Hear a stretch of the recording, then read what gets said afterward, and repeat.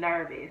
Let me tell you something about Zane. I did not read Zane for a long time because she's listed as an erotica author. So I just figured it was porn on paper, and I just don't care for that. I like stories.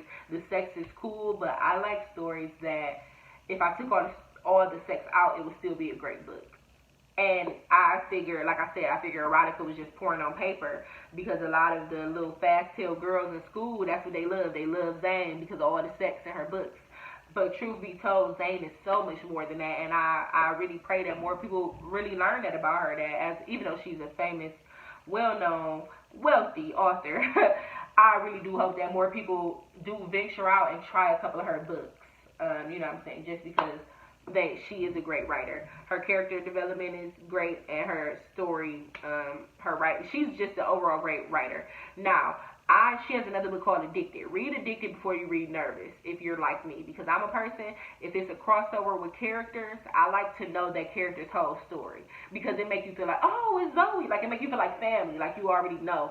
And Zoe is the main character in Addicted, and Zoe, as well as Marcella Spencer, which is the therapist from Addicted, they're both introduced again. Like they both play a role in this book. Like basically Zoe is who introduces John Quinnett, which is the main character, to Marcella Spencer. And it is a portion where it kind of tells like a big chunk of what happened to Zoe. Like Zoe does share a little bit of that with John Quinnett. So I recommend reading Addicted first. That's just me. Now if you're a person that don't care and can get spoilers and still read, then by all means do it. So I'm going to read the synopsis. Which the synopsis on this one is not super good. It's really short, but I kind of like that. Because y'all know, like I said with An American Marriage, like, if a synopsis gives away way too much, it defeats the purpose of reading the book, because I know everything that's going to happen. I can put two and two together and use this much imagination to fill in the holes, and I don't need to read what you took so much time in creating. So this one does the opposite of that. Nervous. Zane's legion of fans can't get enough of her way of telling a juicy, sexy story. In Nervous, the New York Times best-selling queen of erotica brings us a tale of a woman with a split personality.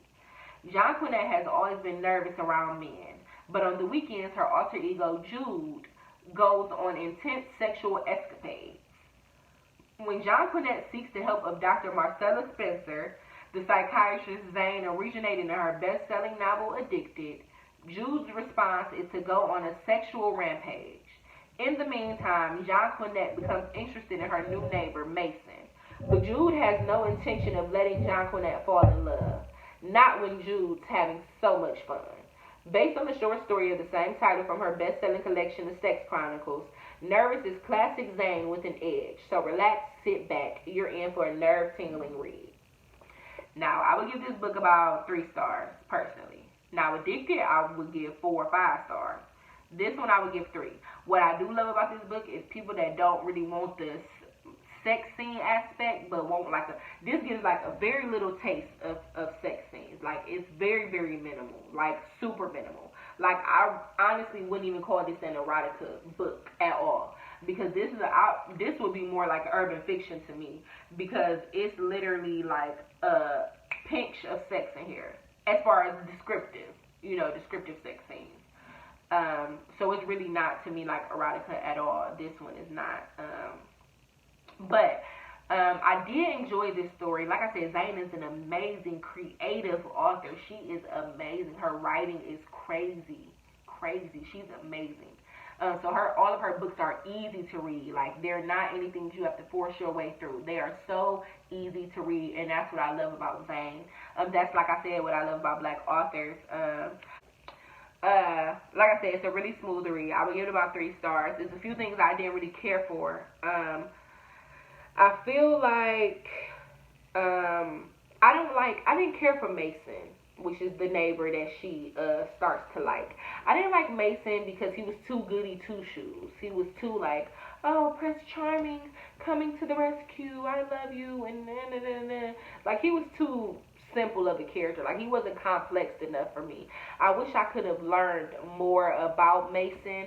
I wish he would have been more fully developed. Like I feel like he wasn't completely developed, because I feel like he was just so simple. Like he came around like, oh, I'm in a place in my life where I'm ready to be in a relationship, and it's just like, I just wish, like, I feel like Every single person on earth, you have amazing traits and you have horrible traits. That's just human nature. So I just personally wish that he would have had some type of negative trait or some type of conflict. I wish there would have been more of a conflict with him as a person. Now, let's be clear, like I said, Jude, which is her other personality, is not, she don't like it. She does not like it. She not cool with him coming around. Because if John Quinnett can't be with Mason, if Jude is trying to have her sex escapades all over town. So what you will learn is, this is not a spoiler, this is common sense. Like I said, she has split personality. So she has multiple personality disorder. So for those that are really into psychology, I believe it is a great book because it really tests your limits and your opinions when it comes to like the psychological aspect, like when it comes to multiple personality disorder. And in this book, John Quinnett in the beginning doesn't really know what's wrong with her. She just kind of knows that she blacks out and comes back to herself and things are not as she left them. Like maybe she'll have on a different outfit or, you know, whatever. So that's just one thing I didn't like. Like I said, I mean, clearly Jude does not want Mason around because he's ruining what she has going on. So, like I said in the book. So you'll definitely read and see what happens between the two of them. But like I said, I feel like Mason just is too goody two shoes. And then as far as John Quinnett, I feel like John Quinnett, I don't know. Originally, I would say I feel like she's too innocent, but she's actually, you know, I just read it and let me know what you think of John Quinnett. Now that I'm thinking about it a little more, I actually love her as a character. At first, I kind of was like, oh, she's too innocent, but it's like I actually love her as a character once you find out more about her. But my initial thought of her before like reading the entire book would be that she was just way too innocent. But once you read the whole book, I actually like her as a character. I even like Jude. I love that Zane developed Jude because I think one thing, like if you're not into psychology and stuff, I think one thing that we misunderstand is the fact that even though it's a multiple personality disorder, their personalities are real people. They're real people, you know what I'm saying? So, like, real, complete, different people. And I just love the fact that Zane didn't make Jude just this sex-crazed person. I'm glad that she gave Jude personality. Like, you learn Jude. It's like dealing with two different characters, which that's what multiple personality disorder is about. And Zane adequately, like, presented that as two fully developed personalities in one person, and I love that because I'm not gonna give nothing away, but I just love it. I love that. And then even Marcella Spencer, the therapist, the psychiatrist.